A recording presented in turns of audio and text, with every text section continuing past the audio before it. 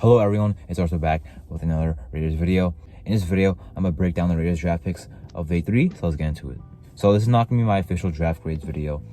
I'm going to take some time to think about that and then drop that video where I, grade every pick we made. But this video, just going to talk about, the picks we made rounds 4 through 7, all on day 3. So getting into it, at pick 112, the Raiders drafted the Cameron Richardson, a cornerback out of Mississippi State. He is known for his athleticism. He is also 6'2", but mostly he has good athleticism and does have good length as well. Now he's pretty raw, and his ball production is not the best. So this is a guy where he is raw. He hasn't put up the best ball production, so that means interceptions and pass breakups. But he's very athletic.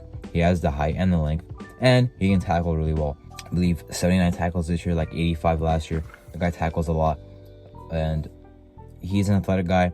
Now, this kind of reminds me of the Ja'Cory Bennett pick last year. Ja'Cory Bennett, 4th round pick last year, cornerback, athletic, not the best measurables, but pretty good ball production.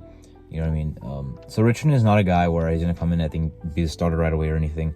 He's a 4th round pick, but definitely a good guy for the future to, mold into something, because if he does get the technique down, then he can be a very good player, as he does have the athleticism and it already shows willingness to tackle, so that's a good sign as well. In the 5th round, at pick 148, the Raiders took Tommy Eichenberg, a linebacker out of Ohio State. I kind of thought we would take a depth linebacker at some point in this draft. Eichenberg was a pretty good option. Now, he did get kind of worse this year compared to last year, but still a very good player this year and last year. He is a tackling machine. He pretty much is Robert Spillane, but younger. The guy, very instinctive, very good against the run, very tough. I believe he played through maybe 2 broken hands at one point. Obviously played for a big school at Ohio State. So the guy does not really offer much in coverage, does not really offer much in terms of technique, but I think he's a safe player. You know where you're getting in Tommy Eichenberg. He's a guy with size, instincts, run defending, tackling, physicality, toughness. You know what you're getting. But we also know we're not going to get the best coverage, best athleticism from him. So we know what type of player he is, kind of a Robert Spillane type player, which Robert Spillane is a free agent next year. So if Robert Spillane walks, we could have a young, cheaper replacement in there for Spillane that plays just like him. After that, in the 6th round, the Raiders took Dylan Olave, a running back out of New Hampshire, pick 208. Dylan Olave was a do-it-all player in New Hampshire. Rushing, receiving, kick returning, even started doing punt returning. The guy did everything and did it well. You know what I mean? Like, he, I believe, had like 700 yards and 7 touchdowns receiving last year. This guy can be a very good receiving back for the future for us. After Amir Abdullah probably is not back next year. He's getting up there in age, but can be a receiving guy. Can also be a good rushing guy. Can also be a good receiving guy, because the guy does it all. He isn't the biggest, but he also put up 23 bench press reps at the combine. So the guy does show his strength. Now, obviously, he's a small school guy, so it was easier for him to kind of go through those defenses. But again, the guy did everything right. You know what I mean? And I'm excited to have him on the team. Maybe even next year he's running back too. Who knows? Hopefully Zamir White and him do good things for the future. Madison and Abdullah still have to produce for us this year, but in the future, this guy could be a very good do-it-all player for us. Now into the 7th round, with our first 7th round pick, the Raiders took Trey Taylor out of Air Force at pick 223. This was actually a pick I got right in one of my mock drafts. I'm not sure which mock draft it was, but I had to take in Trey Taylor late in the draft at the safety position. Kind of the same thing I said about linebacker, just to get some linebacker depth in there.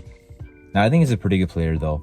Of course, Air Force is where he played, not the most competitive school in terms of,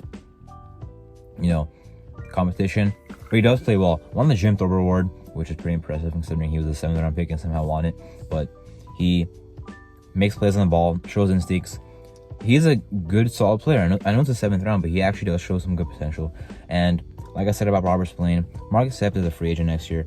Trey Taylor, if he kind of sits this year, maybe could be next year the replacement for Marcus Epps. Again, younger, cheaper option. And finally, the Raiders took MJ Devonshire at pick 229 in the 7th round. Cornerback out of Pitt. Honestly, I thought I could have gone earlier than this. Same with Trey Taylor.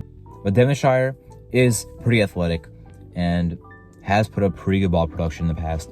But kind of similarly to Richardson, has the athleticism, but has more ball production, where Richardson has more, size and length. So Devonshire kind of comes in, maybe he can make some plays for us at some capacity. Again, I do think he has potential. I think a lot of these guys actually do have some pretty solid potential. even though they may not be ready to go right away. Like Richardson, I don't know if he's going to start right away. I already mentioned that. Devin Schreier definitely is not going to, get in there right away, but this is a guy that can still produce. You know what I mean? Has the athleticism, has the production, and the size is kind of the only thing that's not the best. The Raiders also signed 17 UDFAs. We're pretty, active among NFL teams in signing 17 of them. I like what we did there. You got some more depth. Got Jaquan Shepard out of Maryland, who I thought was a nice corner. I got Carter Bradley out of South Alabama. Quarterback for those that wanted a quarterback very badly in the draft. But I was not very opposed to actually passing on quarterbacks because after the first round, I thought, okay, all these guys are pretty much developmental guys that are probably not better than Minshew or O'Connell right now. So we can take them, and they might not even be the quarterback 2 or 1 right away. They might be the quarterback 3. So I was okay with building up the best team possible, trying to get through this season with Minshew and Aidan O'Connell. Aidan O'Connell has not finished developing yet. He can still be better. Gardner Minshew is a solid quarterback. The Colts almost made the playoffs last year with him, and the Colts don't have the defense that we have. So I'm excited for this season. We built up a nice team. UDFAs. I'm not gonna talk about every single one of them, but again, 17 UDFAs were signed. Again, I'm gonna be back with my draft grades, but this video is kind of just recapping day 3 of the NFL draft that the Raiders had for themselves. Anyway, I'm Marto, and thank you for watching.